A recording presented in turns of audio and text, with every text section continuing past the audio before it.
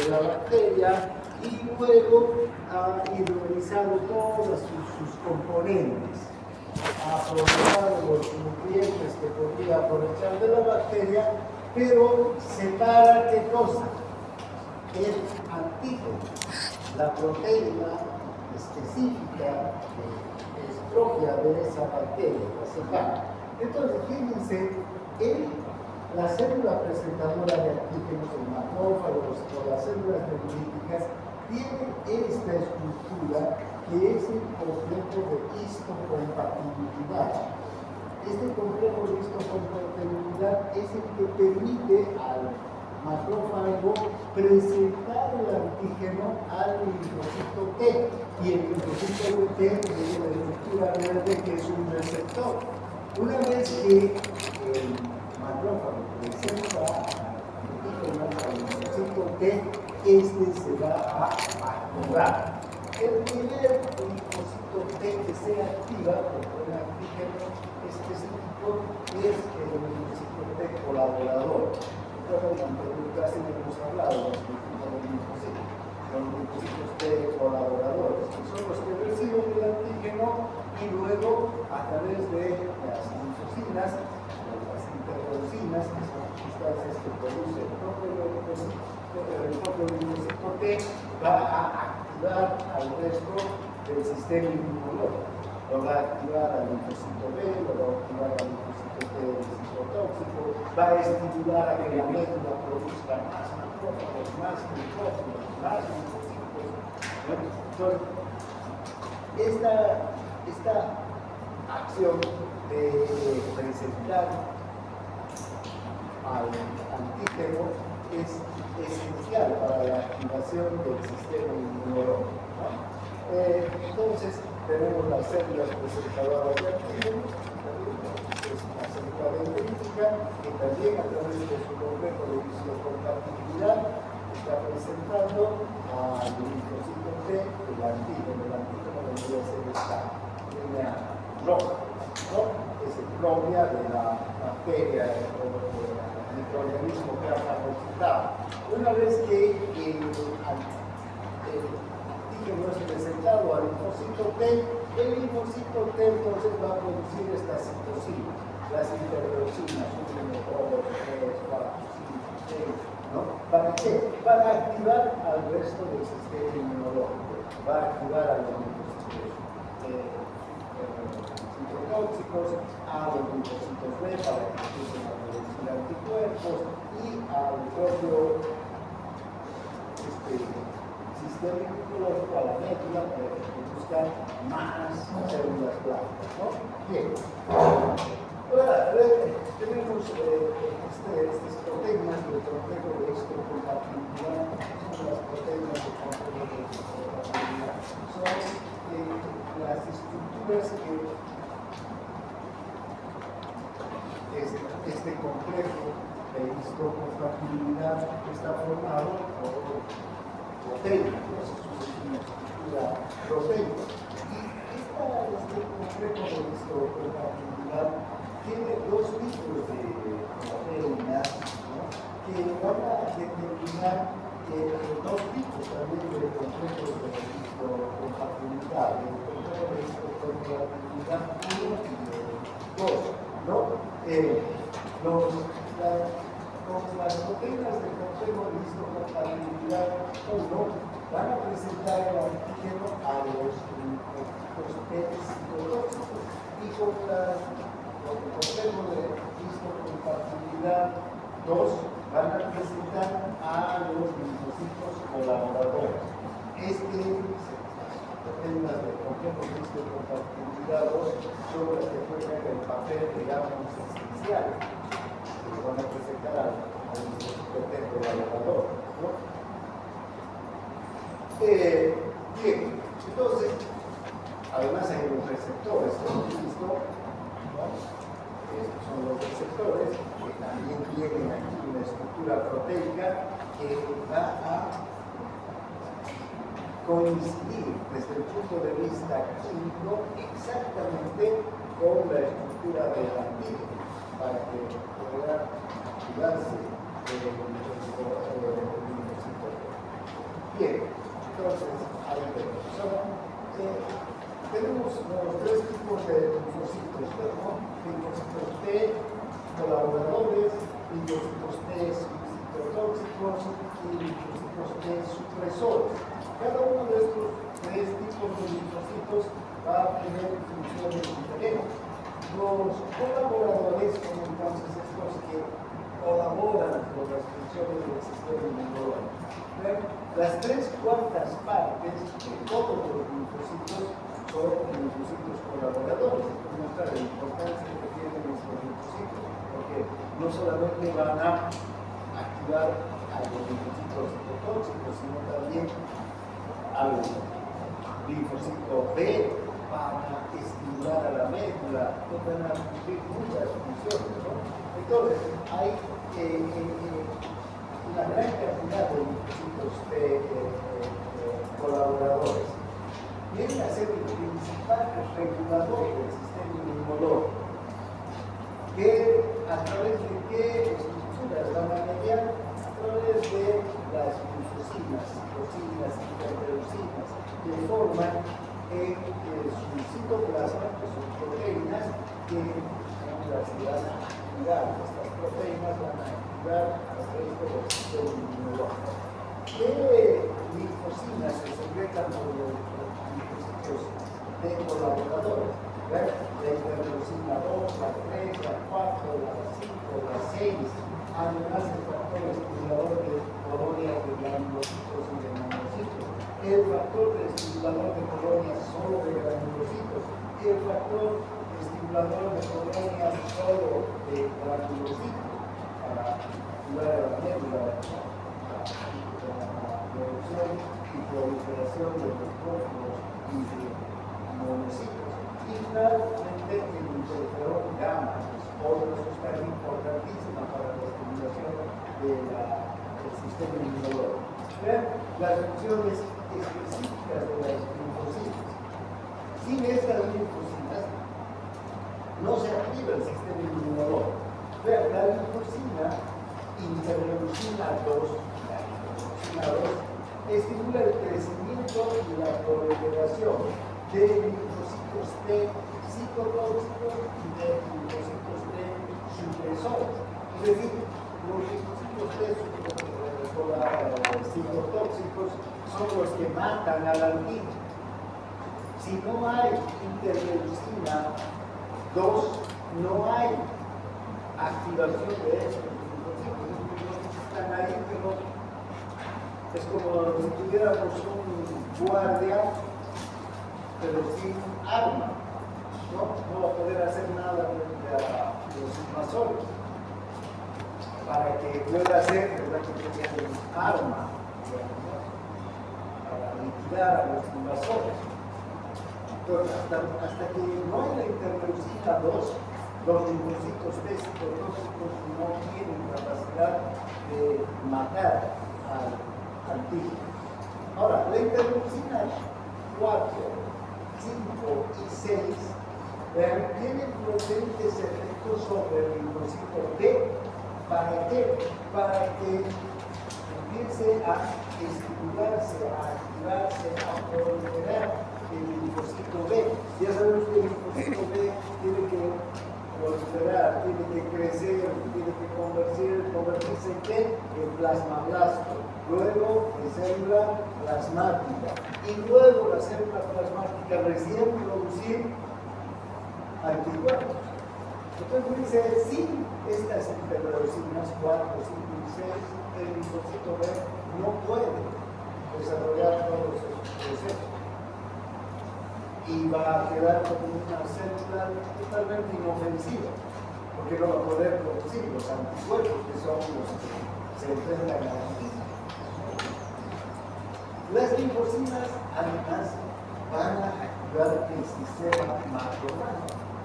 Otro sistema macrofágico que conocemos, el sistema macrofágico, es el todo del organismo, distribuido por todo el organismo. Además, la interleucina 2, además de activar a los linfocitos T citotóxicos, tiene una capacidad de retroalimentación positiva sobre sobre los propios linfocitos, es decir, sobre quién, sobre la médula, sobre los órganos linfáticos. ¿Para qué? Para que produzcan más linfocitos. Entonces pueden ver la importancia de este linfocito T colaborador. Es este linfocito el que produce todas estas interleucinas y todas estas sustancias que activan el sistema inmunológico. Sin el linfocito T colaborador no se puede activar el sistema inmunológico. Aquí ahora puede reducir los linfocitos T colaboradores, los clones productores de linfocitos T citotóxicos no van a activarse, ¿no? También las acciones del antígeno van a dar lugar al crecimiento y la proliferación del linfocito B. Si no hay estas interleucinas, no hay proliferación y crecimiento del linfocito B. Y así todos las otras interleucinas. Aquí podemos ver en este gráfico mucho más didáctico cómo el linfocito B colaborador va a producir las linfocinas, ¿no? ¿A partir de qué va a producir las linfocinas el linfocito T colaborador? A través del antígeno. ¿Quién le va a presentar el antígeno al linfocito T colaborador? Las células presentadoras de antígeno a través del punto de histocompatibilidad, ¿no?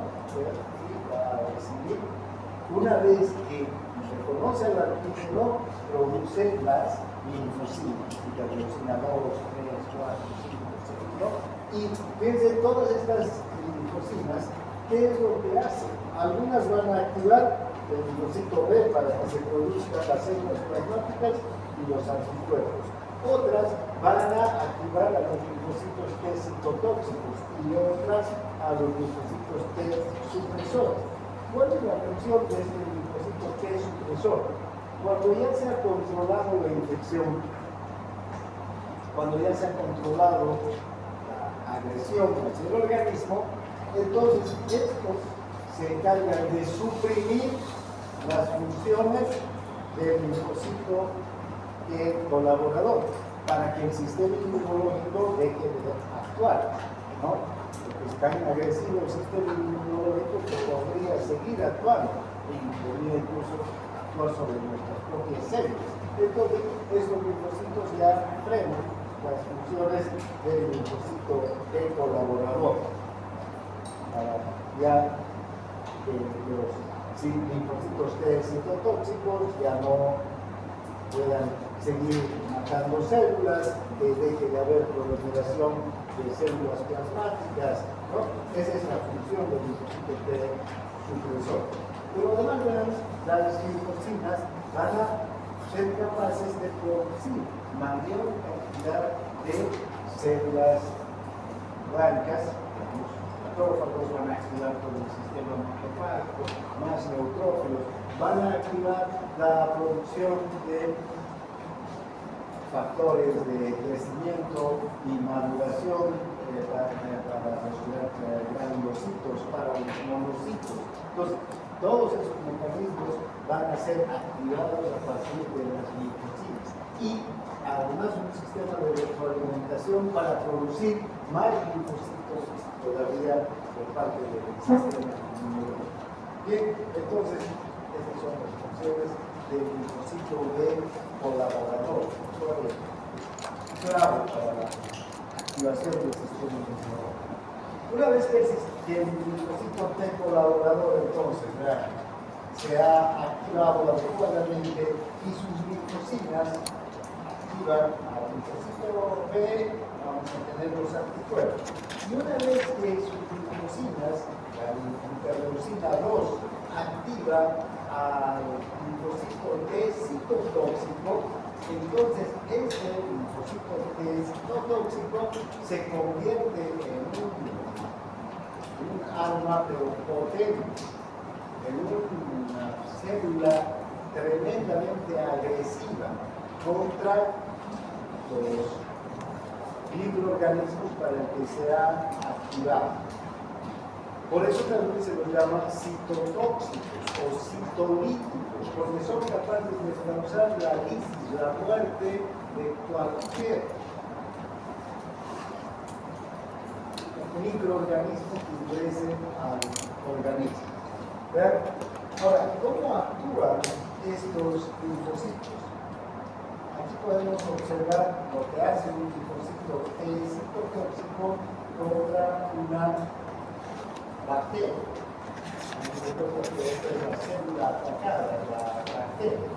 Fíjense, los linfocitos se unen a través de sus receptores, tienen receptores, también moléculas de adhesión, es decir, se unen a la membrana o a la cubierta de la bacteria, del virus al que tienen que atacar.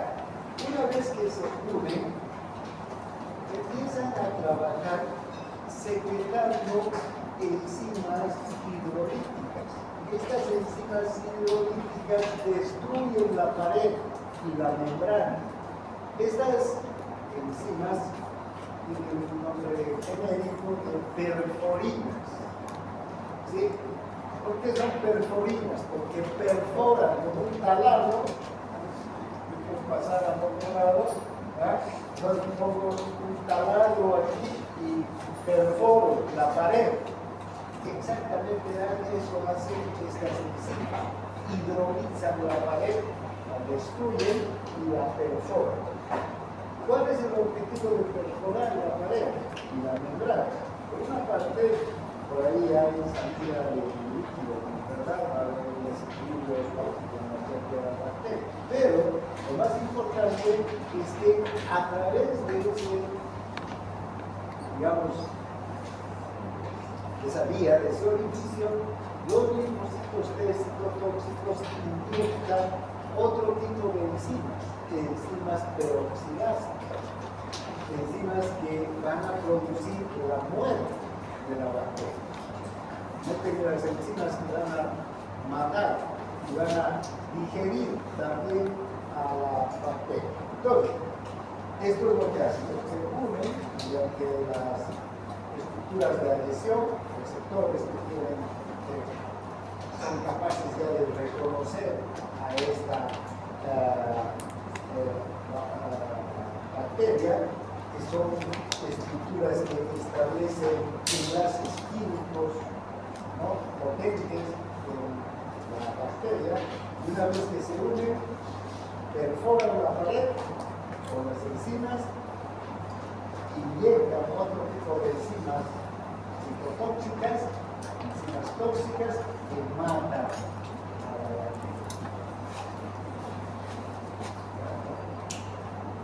Entonces, las proteínas receptoras que hay en la superficie del linfocito citotóxico se unen a los microorganismos o partículas para los que están activados, entonces utilizan, ¿qué quiere decir? Van a destruir a la célula atacada, secretando unas proteínas perforadoras, las perforinas, ¿no?, agujerean la pared. Luego, líquido entra a la célula desde el espacio intersticial, va a producir un desequilibrio osmótico, también se inyectan sustancias citotóxicas que van a ayudar a matar a la bacteria, y finalmente la bacteria o el virus o la partícula que haya sido atacada por el linfocito T va a quedar destruida. Por eso se llaman citotóxicos o citolíticos. Son muy potentes. Luego están los linfocitos T supresores.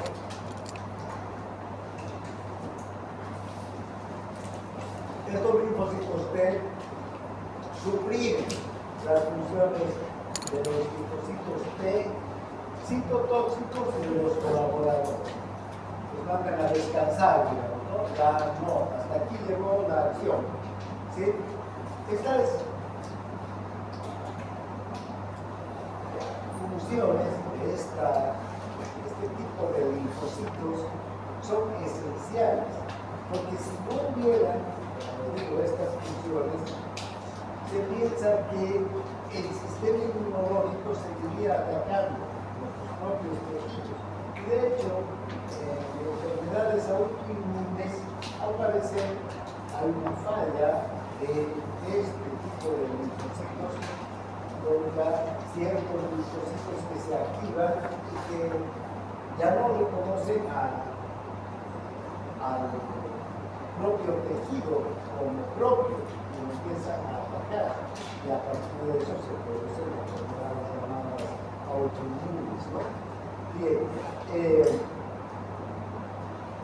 entonces son también parte de linfocitos colaboradores, pero no son los que van a activar al sistema inmunológico, sino los que van a suprimir, los que van a frenar al sistema inmunológico.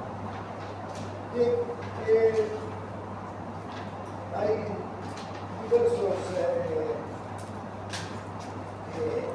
diversas enfermedades autoinmunes apoyadas en el sistema inmunológico o esta falta de tolerancia en el sistema inmunológico contra nuestros propios tejidos. Nuestro sistema inmunológico en general, los linfocitos T y los linfocitos B, están capacitados para reconocer nuestros propios tejidos. Vean, parece ser que el mecanismo de preprocesamiento, hemos hablado del preprocesamiento que se da en el timo, que se da en la médula ósea. En este mecanismo de preprocesamiento suelen haber linfocitos que están como fallados, que pueden no tener la capacidad de reconocer a una bacteria o a un virus en particular, porque de eso se trata el sistema inmunológico. El linfocito, tanto B como T, tiene que tener la capacidad de reconocer a una bacteria, a un virus, a una estructura extraña. Por eso es específico el sistema inmunológico. Entonces, en el mecanismo de preprocesamiento, esa es la capacidad que adquieren los linfocitos. Pero parece ser que hay linfocitos que no llegan a tener esa capacidad. ¿Y qué ocurre? Si salen hacia el exterior, podrían empezar a atacar a todos los tejidos, a todas las células. Entonces, en el propio sistema inmunológico hay mecanismos como de controles de calidad, ¿no? Una fábrica, ¿no? Tiene un zapato mal hecho, es un mecanismo de control de calidad, el zapato no puede salir a ser vendido, ¿no? Porque falla algo, no está bien cosido, no está bien algo está fallando. Entonces, hay mecanismos de control de calidad que hacen que se reconozcan a estos linfocitos y son fagocitados, destruidos antes de salir. Entonces, nuestro sistema inmunológico tiene que tener la capacidad de producir solamente linfocitos que tengan una inmunidad específica, que salgan para reconocer a un antígeno particular. Y ese antígeno particular tiene que ser una célula extraña a nuestros tejidos. Porque si no reconocen nuestros tejidos como propios, si nos empieza a atacar, estamos listos, ¿no? De ahí es que vienen las enfermedades autoinmunes, varias enfermedades autoinmunes donde se activan los linfocitos que van a empezar a atacar a la propia médula ósea, al colágeno, ¿no? A las articulaciones, tantas enfermedades autoinmunes, la psoriasis, la artritis, nos puede producir incluso magniopatías. Todas esas enfermedades autoinmunes están vinculadas con una falla en el sistema de procesamiento, donde los linfocitos no han, digamos, tenido toda no han adquirido esa capacidad específica de solo reconocer a tejidos extraños. ¿Sí? Bien. Ahora, este mecanismo inmunológico que tenemos, esta capacidad que tienen nuestros linfocitos de reconocer a un solo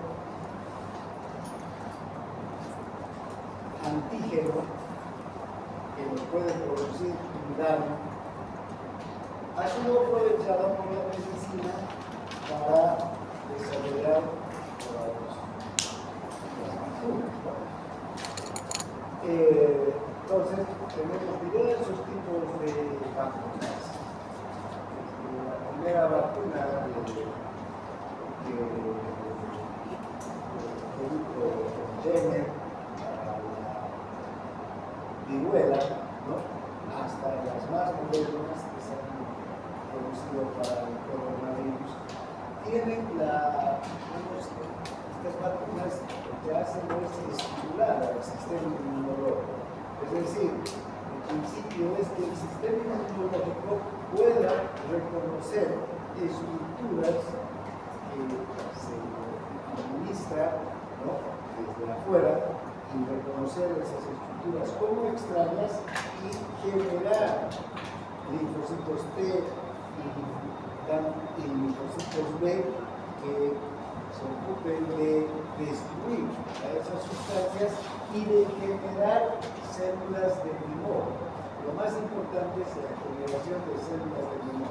Entonces, hay diversos mecanismos de activar el sistema inmunológico. Puede haber microorganismos muertos que se introducen en el interior. Estos microorganismos ya no son capaces de reproducirse y matarnos, ¿no? Pero ¿qué tienen estos microorganismos muertos?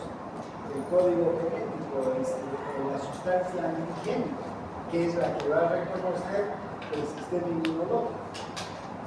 Se generan linfocitos T, linfocitos B, ¿no?, a través de las células presentadoras de antígeno, todo lo que hemos visto, se activan los linfocitos B, se activan los clones de linfocitos y se generan células de tumor.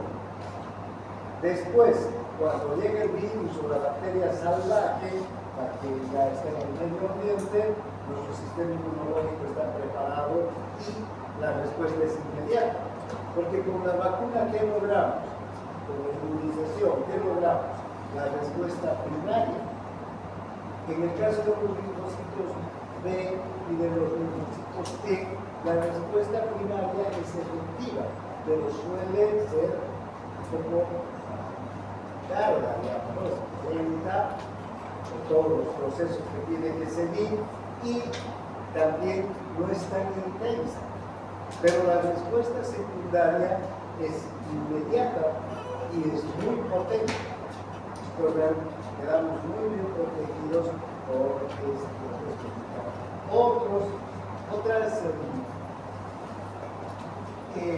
otras vacunas tienen elementos vivos, digamos, ¿no?, células vivas, pero que se les ha sometido a una serie de procedimientos para quitarle su capacidad tóxica.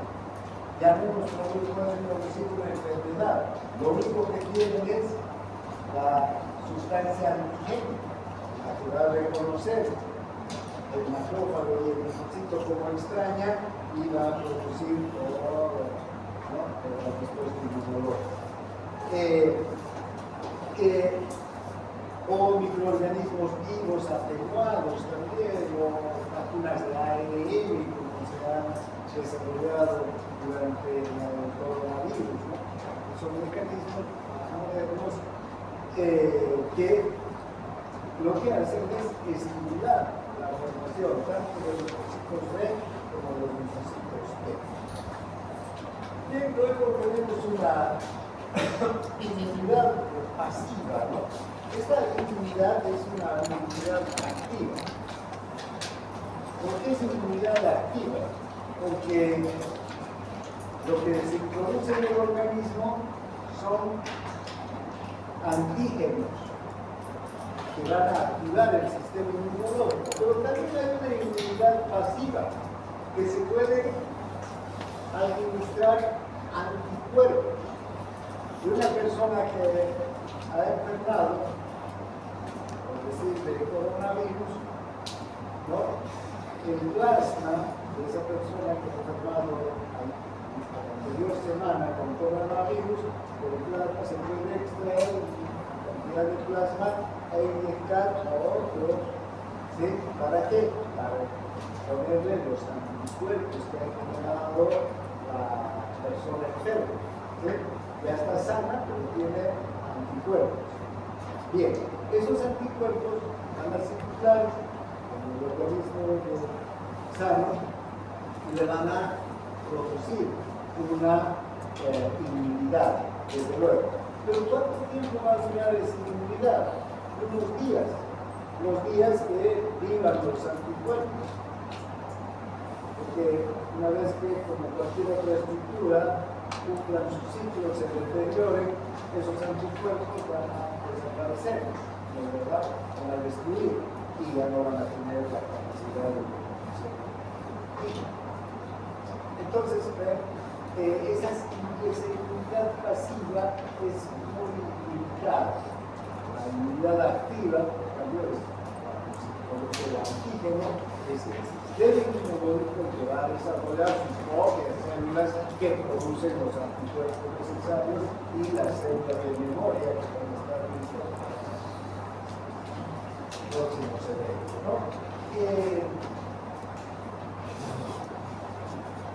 Este tipo de inmunidad pasiva es la que transmite la madre, por ejemplo, al feto y al recién nacido a través de la placenta. Los anticuerpos de la madre pasan al recién nacido y el recién nacido está relativamente protegido, ¿no? También otro tipo de inmunidad pasiva es la que transmite la madre al bebé recién nacido y al lactante en general a través de la leche. Hemos visto que hay varios anticuerpos que están presentes en la leche, pueden estar presentes en la leche materna y mediante ese mecanismo de inmunidad pasiva protegen al hijo, pero eso es una protección relativa, no es su propio mecanismo de protección.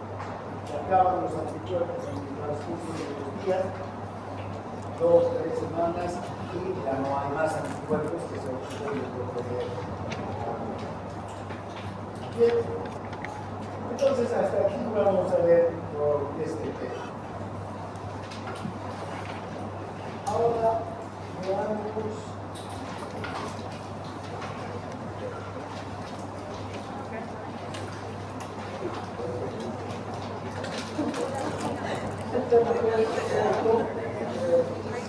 está viendo también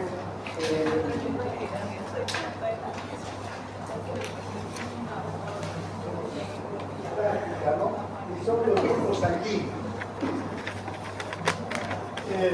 Nosotros tenemos una gran cantidad de antígenos que se encuentran en la superficie del glóbulo rojo, más de 30 antígenos. Algunos han sido identificados y relacionados con el papel que tiene en la transfusión sanguínea. Pero en general no se conoce muy bien las funciones de los antígenos ni para qué están en el glóbulo rojo, ¿no? Hay más de 30 antígenos. Cada glóbulo rojo tiene su servicio. Estos antígenos entonces pueden producir la activación del sistema inmunológico cuando se transfunde sangre de una persona con un tipo de antígeno a otra persona que no tenga ese tipo de antígeno. Si yo transfundo sangre con el antígeno A, la sangre del compañero o del compañero. El compañero tiene el antígeno A y la compañera no tiene el antígeno A en su sangre, entonces, ¿qué va a ocurrir con el sistema inmunológico de la compañera? Va a reconocer esa sangre como extraña, va a atacar a los glóbulos rojos. Porque ¿dónde están los antígenos? En la superficie, en la membrana de los glóbulos. Por eso es importante el tema de los tipos sanguíneos, por estas reacciones que suelen suceder cuando hay transfusiones de sangre que no son del mismo diferentes individuos. Entonces, la sangre de personas diferentes tiene antígenos y propiedades inmunitarias diferentes, ¿no? Y además, no solamente hay antígenos que están en el glóbulo rojo, en la superficie del glóbulo rojo, en la membrana del glóbulo rojo, sino que además en el plasma tenemos anticuerpos. ¿Sí? Si yo soy de sangre del tipo B, en mi membrana, en la membrana de mis glóbulos rojos, hay el antígeno B, pero en el plasma está circulando un anticuerpo, el anti-A, no el anti-B, porque si es anti-B me mata anticuerpo sino el anti-A. Si el compañero es A, en su membrana está el antígeno A. Pero en el plasma está un anticuerpo, el anti-B. ¿Sí? Entonces, tenemos estos antígenos, anticuerpos que están circulando por la sangre. Ahora vean, debido a los antígenos y a las reacciones que provocan estos antígenos, hay dos sistemas de grupos sanguíneos. Pero esto desde el punto de vista transfusional, ¿ya? Está el 0AB y el LH. Cada uno tiene estos dos sistemas, van a provocar reacciones inmunológicas, pero cada uno tiene características un tanto diferentes. Por eso, uno es el sistema 0AB y otro es el sistema LH. ¿Ya? Vemos los antígenos 0A, B. Los antígenos A y B los vamos a conocer, en este caso, como aglutinógenos.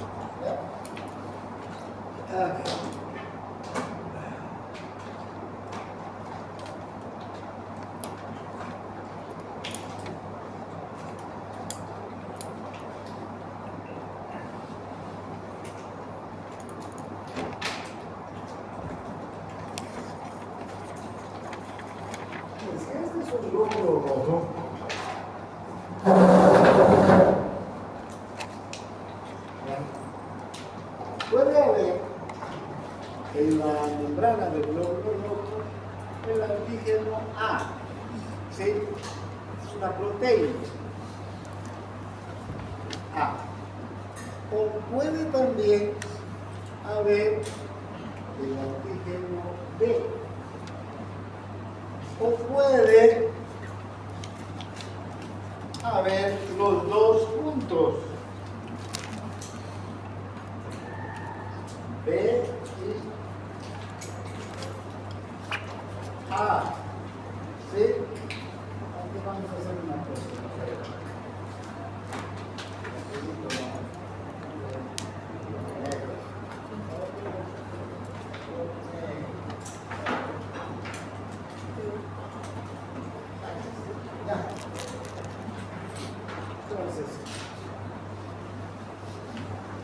Un glóbulo rojo puede tener el antígeno A.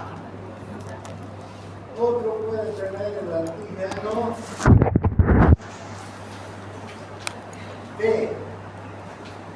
Otro el antígeno A y B. Y otro va a tener el antígeno C, ¿ya? que el antígeno es cero, aunque todos lo llaman ORH positivo. ¿De qué tipo es tu sangre? La tuya, O. Dice O. Está bien. Pero sepan, que están estudiando medicina, que no es O, no es el antígeno O, porque si fuera el antígeno O sería una proteína a la que le denominamos antígeno O. Como a esta proteína se le denomina A y a esta B, a esta debería ser O, ¿verdad? Pero, ¿por qué está este aquí? Es porque no hay ni A ni B. Entonces, si no hay A y no hay B, ¿qué hay? Cero, ¿no?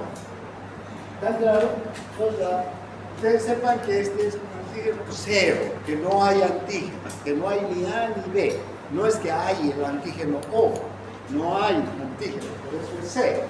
¿Estamos? Espero que en el futuro sepan diferenciar cero de O, aunque luchar contra la corriente es difícil, ¿no? Ya todos dicen O, y algunos repiten sin saber por qué es O, médicos incluso, ¿por qué es O? Ese antígeno, es que es el O, no, pues es el O, discuten más, no saben ni de dónde, no, seguramente en clase de fisiología no les han enseñado, ustedes ya están sabiendo. Bien, entonces, ahora vamos a lo que nos interesa. Si tengo yo el glóbulo rojo con el antígeno A en el plasma, va a circular junto con el glóbulo rojo con el antígeno A un anticuerpo anti-B. ¿Está claro? Y si tengo glóbulo rojo con B, bajo en el plasma un anticuerpo anti-A para matar a este glóbulo rojo, no a mi propio, no puedo tener anti-B porque si no me matan. Ahora, ¿qué va a ocurrir en el plasma de los que tienen el grupo AB? No hay, porque si hay anti-A o anti-B, podría matar. Entonces aquí no vamos a tener ningún antígeno, ¿no es verdad? O ningún anticuerpo, perdón. Y en el plasma de los que tienen el antígeno cero o que no tienen antígeno, entonces aquí vamos a tener anti-B y anti-A, los dos. ¿Sí? Entonces, las transfusiones de sangre entonces se basan en conocer estas características de la sangre, tanto del que recibe como del donante. O sea, eso se llama hacer el tipaje. ¿Por qué se llama hacer el tipaje? Es determinar el tipo de sangre a la que pertenece cada sangre, ¿no? Tanto del donante como del receptor. Por ejemplo, si a una persona que tiene sangre A le colocamos sangre B, ¿qué va a ocurrir con los glóbulos rojos que están ingresando a la torrente sanguínea del que tiene anti-A? Inmediatamente estos anticuerpos anti-B van a destruir los glóbulos rojos. ¿Sí? Por otro lado, si colocamos sangre B o A al que tiene B, los anti-A van a destruir a los glóbulos rojos. Si colocamos sangre A al que tiene este tipo de sangre AB, ¿qué va a ocurrir? Nada, ¿no? Porque no hay anti-A, porque este tiene A. Entonces está bien, va a recibir la sangre. Si colocamos B, no va a pasar nada, porque no hay anti-B. Ahora, si colocamos A o B o AB al que tiene 0, este sí tiene los dos anticuerpos. Y entonces la reacción va a ser inmediata, ¿no? Entonces, hay entonces un grupo de sangre como el AB que puede recibir, ¿no?, de todos, de sí mismo, de todo, perdón, menos de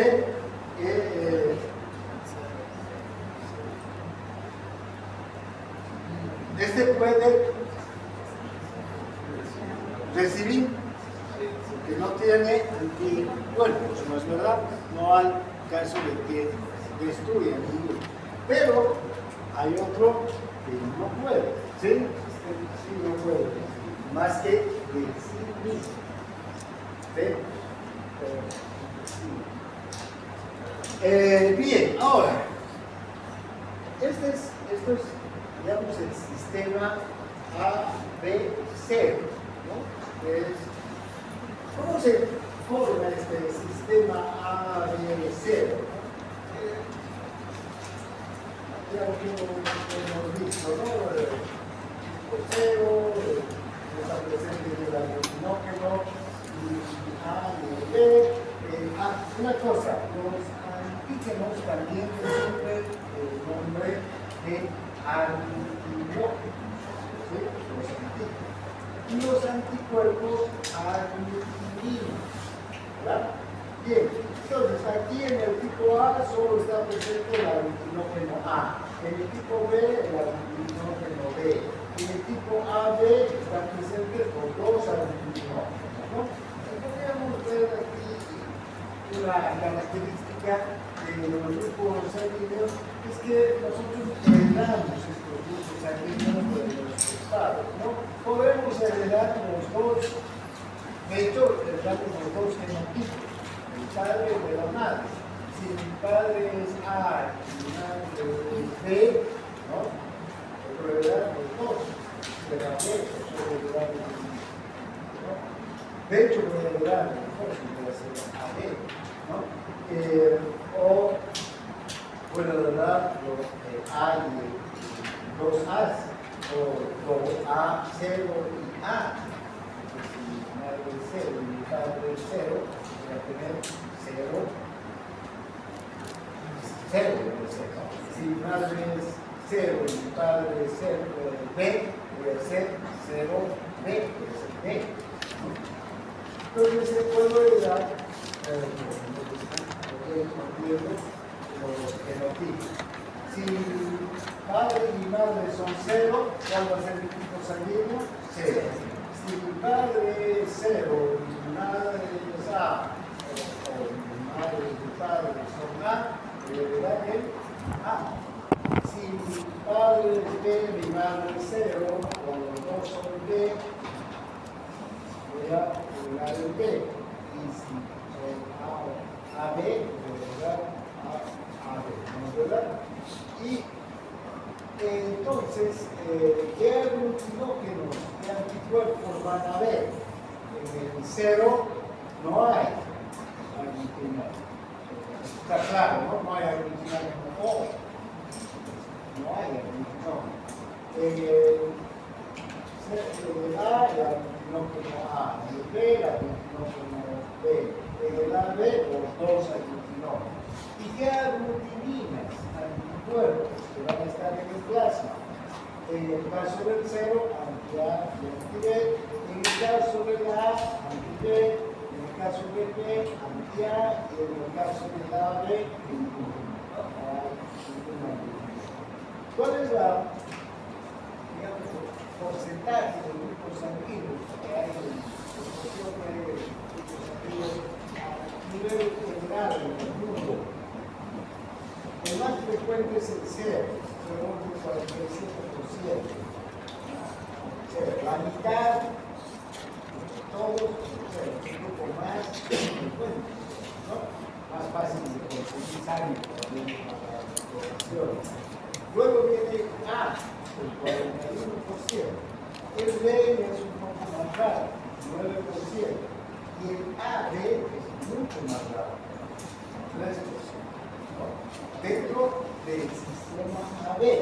Esto se va a complicar un poco con el sistema RH, porque además de tener el antígeno A o B, podemos tener el antígeno RH o no tenerlo también, ¿no?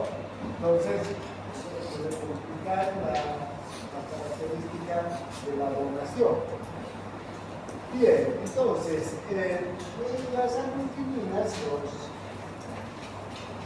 anticuerpos, entonces, son la aglutinina o anticuerpo anti-A y la aglutinina o anticuerpo anti-B.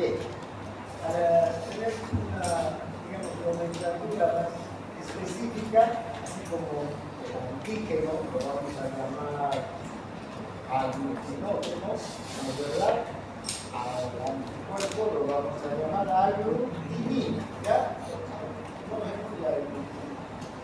Entonces tenemos los tipos de sangre y los tipos de aglutininas que tiene cada uno de los grupos, ¿no? Tipos de sangre. ¿Cómo se forman las aglutininas? Una cosa interesante del sistema AB, que está determinado por la genética, además, que los heredamos, los amigos. Entonces, estas aglutininas, los anticuerpos, no se van a formar a partir del cuerpo anticuerpo. No va a haber una exposición de un glóbulo rojo que tenga el grupo a un niño recién nacido que tenga el grupo B para formar la anti-A o la anti-B. No hay en el caso del sistema AB. Estas aglutininas, estos anticuerpos, los forma el sistema inmunológico, pero forma a partir del nacimiento, después del nacimiento, ahí aumentando la presencia de estas aglutininas en la sangre de los niños, y al parecer estas aglutininas que son moléculas de tipo que se forman a partir de la alimentación de sustancias extrañas que ingerimos, pero además está determinada por la genética. Si somos A, grupo A, vamos a empezar a desarrollar anti-B, no anti-A, sino anti-B. Entonces, no está muy claro cómo se van formando estas aglutininas, que son igual a las globulinas y que forman la IgG de esta forma y la IgG de esta forma, como cualquier globulina de tipo IgA o IgG o IgG. Parece ser que además con la leche materna, los alimentos ingeridos, hay antígenos A y B que ingresan como la comida al interior del organismo. Estos son los que van estimulando la formación de las aglutininas, ¿no? Bien, pero el hecho es que, lo vamos un poquito atrás, como ustedes pueden ver, a partir de los 2 a 8 meses, el niño va a ir formando sus propias aglutininas. Todavía nace con un grupo sanguíneo, A o B, pero no tiene todavía las anti-A o anti-B de cada grupo. Recién se van a ir formando a partir de los 2 meses, cuando ingresan pequeñas cantidades o segmentos de antígenos A o B y va a ir en el sistema inmunológico formando las antigenas que quiere. Entonces, ahora, llegan a ser estas inmunoglobulinas, estos anticuerpos, estas antigeninas. Entonces, cuando ocurre una transfusión sanguínea, si se transfunde sangre de tipo A, glóbulos rojos que tienen a un individuo que tiene sus propios glóbulos B, ¿qué va a tener? Aglutininas anti-A. ¿Y qué son estas aglutininas? Son anticuerpos. Estos anticuerpos van a reconocer a los glóbulos rojos como extraños, ¿sí? Y ya recuerdan aquí la porción variable de estos anticuerpos van a reconocer a estas membranas que no son propias o son extrañas. ¿Y qué van a hacer? Se van a unir entonces, ¿no? Se va a unir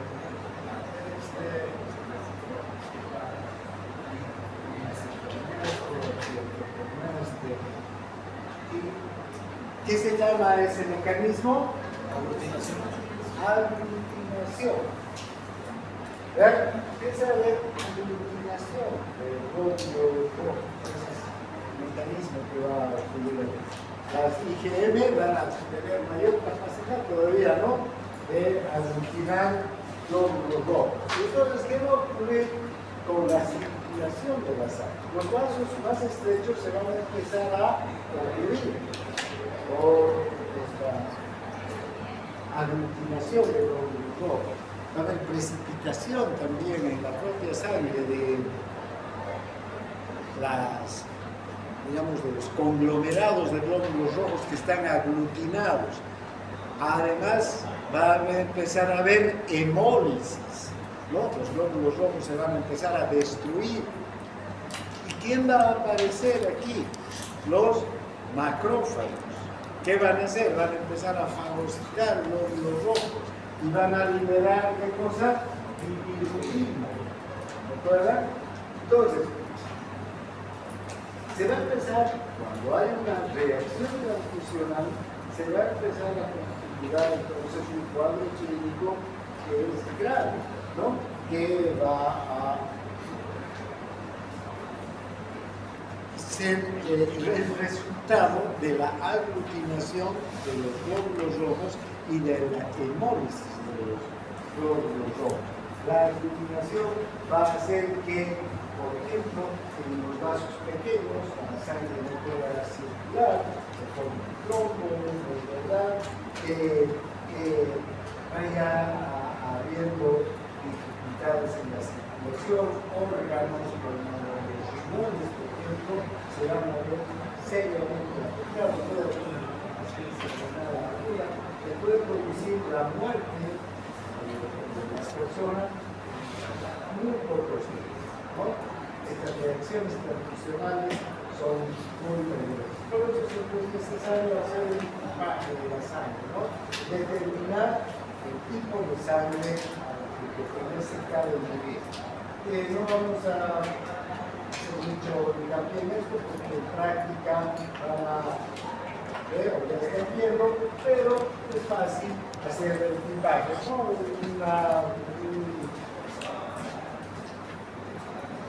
Los objetos colocamos con rojo, 3 gotas de sangre,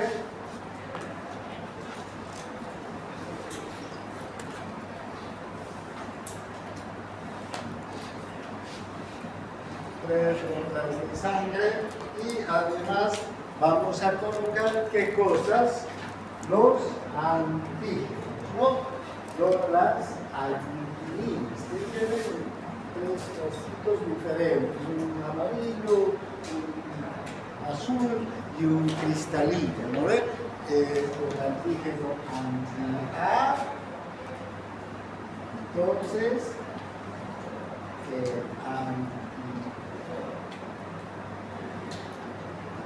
B y primero ponemos el anti. No puede haber anticero. Anti-RH. Todavía no hemos hablado del RH. Anti-RH. ¿Por qué? Porque con el anti-A y el anti-B vamos a determinar si es 0, o es AB, o es B, o es A. Estos dos nos van a decir si es 0, o es AB, o es A. ¿Qué ocurre? Si no hay aglutinación en ninguno, ni con el anti-A ni el anti-B, no hay aglutinación, vemos que no se aglutina la sangre. ¿Qué sangre va a ser? 0. ¿No es verdad? Si se aglutinan los dos, ¿qué sangre va a ser? AB. Si solo se aglutina anti-A, sangre A.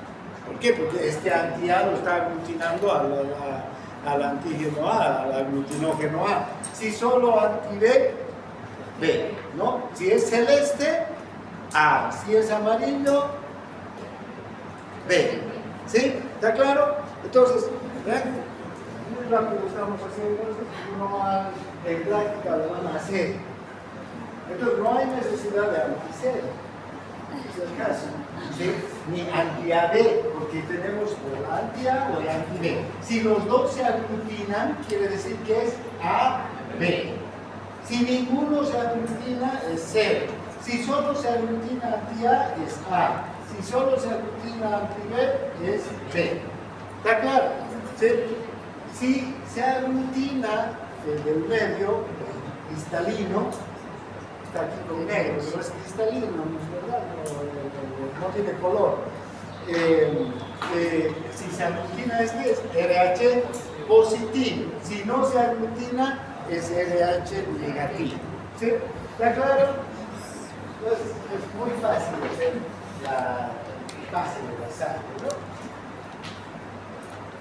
Y aquí tenemos esta tabla de compatibilidad, pero todavía no analizamos por qué, porque aquí está el RH. Ya veremos de lo que es el RH. Aquí solo la B, ¿vean? Pero puede dar a todos, y la B puede recibir de todos, ¿no? Bien. Ahora sí hablaremos del RH. Este es el antígeno B, ¿sí? Porque se ha visto, les decía que hay como 30 antígenos, ¿no? Hay el A, B, C, D, E, el A mayúscula, B, A minúscula, B mayúscula, B minúscula. Los que entonces se han identificado como antígenos que están involucrados en las reacciones transfusionales solamente son el A y el B mayúscula y el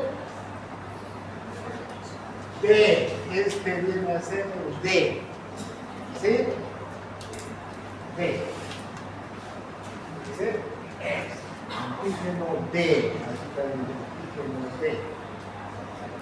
Este es el más prevalente. ¿Cuánto era la prevalencia del A? 47%, del B 9%, ¿no? No, 0 es 47, A es 41, ¿no? Entonces, este en cambio está en ser más del 90% de las personas. O sea, si aquí yo pregunto quiénes son RH positivo, a ver, levanten la mano. RH positivo. ¿Quiénes son RH negativo? 1, 2. Esa es la relación normal. Entonces, tener RH negativo es un problema. ¿Por qué? Porque es más difícil conseguir ese tipo de sangre cuando se va a hacer la transfusión. ¿Sí? Ahora bien, este antígeno anti-B se ha quedado como RH y no es que sea el RH, no es aquí A, B, C, ¿no? R, H, no.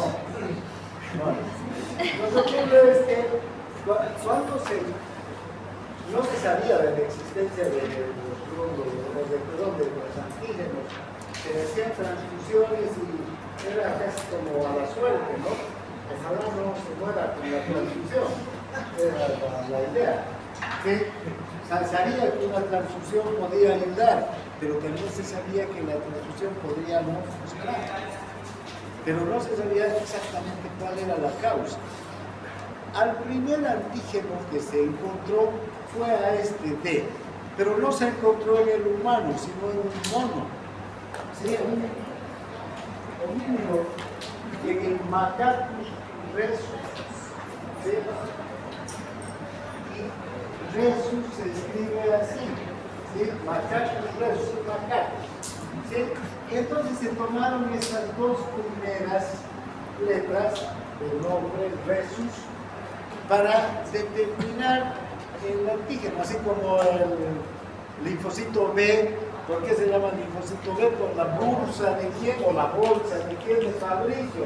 ¿Dónde está la bolsa de Fabricio? En los embriones del pollo, no de las aves. Y se ha quedado como linfocito B. Lo mismo se ha quedado como LH. Entonces recuerden, este antígeno es el D.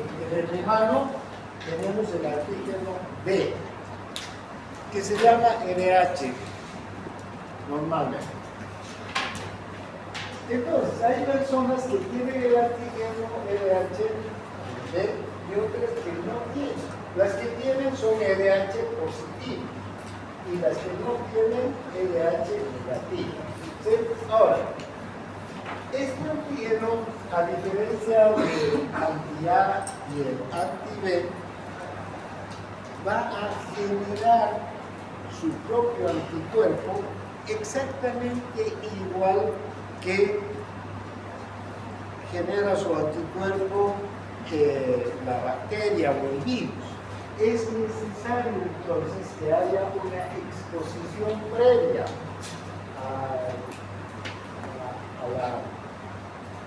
a la sangre del glóbulo rojo de la persona que tiene el antígeno RH. A ver, si este glóbulo rojo tiene RH positivo, ¿sí? El suero no va a tener anti-RH, ¿no es verdad? No. Y si este tiene RH negativo, el suero tampoco tiene anti-RH. De ninguno de los dos tiene anti-RH. Nacen los dos sin ningún anticuerpo, sin ninguna anti-RH. Por ejemplo, ¿quiénes son RH positivos negativos? No les han hecho transfusión de sangre. Entonces ellos no tienen anti-RH. ¿Sí? No como que todos desarrollamos nuestro anti-A, nuestro anti-B los primeros meses. ¿No es verdad? No, aquí no hay necesidad. Pero ¿qué sucede si a la compañera le colocamos una sangre tipo RH positivo? Ahí sí el sistema inmunológico va a reconocer al glóbulo rojo como extraño y va a producir un anticuerpo, el anti-RH. Va a ser exactamente el mismo mecanismo que hemos analizado con las bacterias, los virus, ¿no? Como producen los linfocitos B van a crecer, van a formar células plasmáticas, van a generar linfocitos B de memoria también, anti-RH, y van a producir ¿qué cosas? Anticuerpos, anti-RH. ¿Sí? Y sucede que esa reacción en una primera oportunidad puede no ser tan grave. ¿Por qué? Porque es la respuesta primaria, y recuerden, en la respuesta primaria no es tan intensa la reacción del sistema inmunológico. Podría no ser tan grave, pero una segunda vez que se le coloque en media hora el sistema inmunológico va a estar matando todos los transmitidos, ¿no? Y va a crear hemólisis, aglutinación, todo eso. Porque los glóbulos rojos que son transmitidos por primera vez, hasta que reacciona el sistema inmunológico, van a ir siendo destruidos poco a poco y puede no haber un cuadro clínico tan grave como una respuesta inmediata. Y la segunda vez sí va a haber la respuesta secundaria, y la respuesta secundaria sí va a ser potente, ¿no? Entonces, este antígeno anti-LH se va a formar la aglutinina anti-LH después de una exposición previa. En cambio, las anti-A y las anti-B no necesitan exposición previa. Por eso también son tan fuertes sus respuestas. ¿Sí? La primera, son capaces de producir la parte de personas. ¿Ya? Se forman entonces las aglutininas cuando se inyectan eritrocitos que contienen LH, ¿no? Fíjense las características de las relaciones transfusionales. La primera exposición de una persona LH negativa a la sangre LH positiva probablemente no produzca ninguna reacción inmediata. Pueden aparecer anticuerpos anti-LH2 a 4 semanas que aglutinen a los eritrocitos masculinos circulando, ¿no?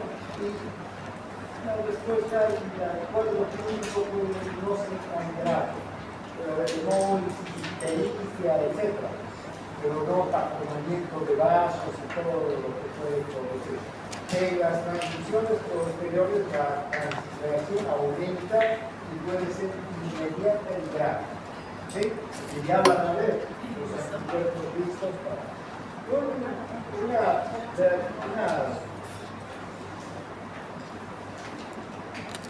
respuesta inmunitaria grave se produce en este cuadro de la eritroblastosis fetal en niños que nacen de madres que tienen el VIH negativo, que tienen el VIH. ¿Sí? Pero, ¿qué sucede?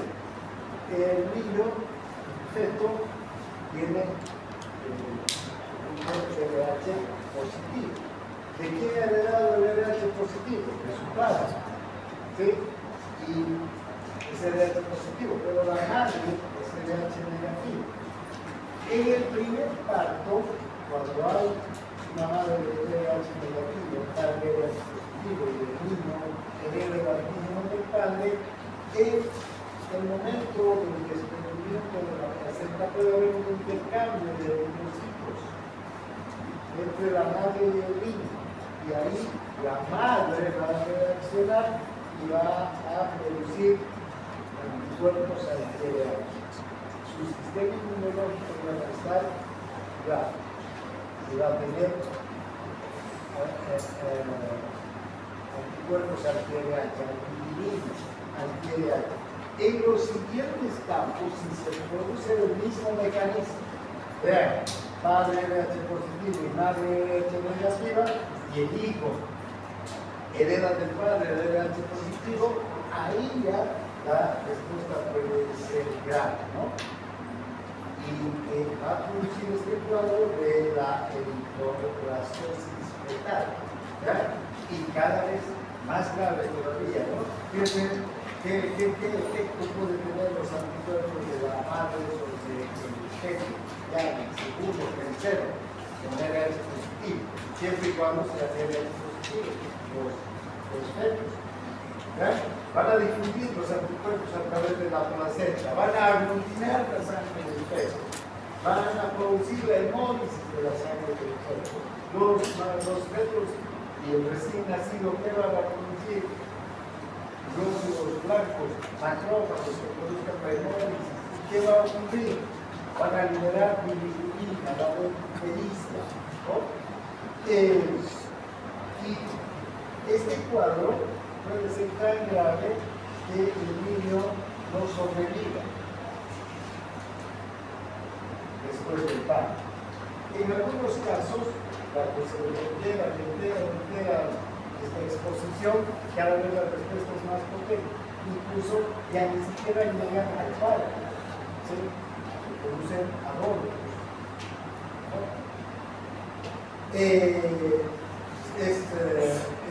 un cuadro grave, ¿verdad? Y cuando hay una sobrevida, si la hemólisis ha sido muy grande y hay una ictericia, una urina muy alta, digamos, el niño puede tener un problema grave. La negligencia se le va a impregnar en las células neuronas y esa impregnación va a producir un cuadro de retraso mental irreversible que se llama termito. ¿Sí? Pero los niños van a tener si sobreviven a este cuadro, pueden tener un retraso mental, es decir, van a tomar dificultades para toda la vida, ¿no?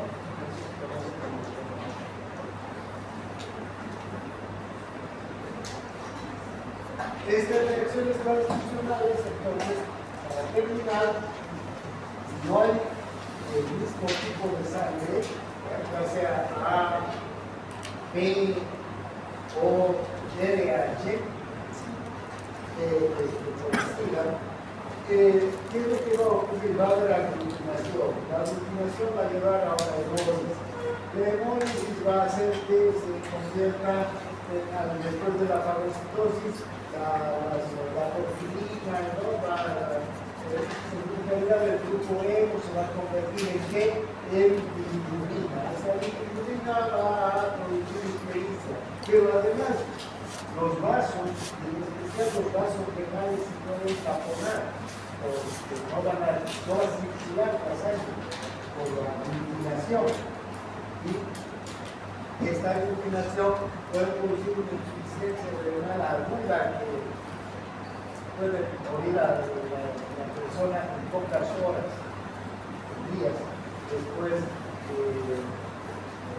la reacción de la transfusión. Es grave. Por eso siempre hay que estar seguro del tipo de sangre que se va a transfundir, ¿no? Y lo ideal es que todos, absolutamente todos, sepan qué sangre tienen, ¿no? Deberíamos tener un programa. Bien, aquí quedamos entonces.